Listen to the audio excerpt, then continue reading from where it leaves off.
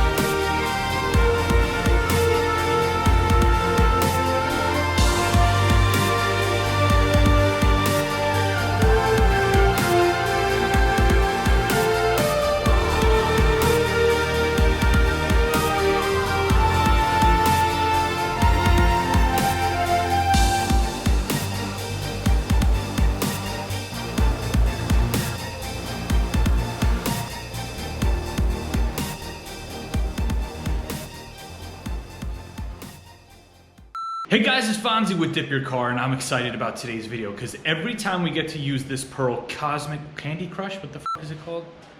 Every time we use the Pearl Candy Crush, why do I want to say Candy Crush? I'm very excited for today's video because every time we get to use this Pearl Candy Crush. So we got the M3 here and it's already got an intense teal base. We're about to drop some Candy Crush. It's got an intense teal base on it right now and we're about to drop some Candy Crush. Enjoy the god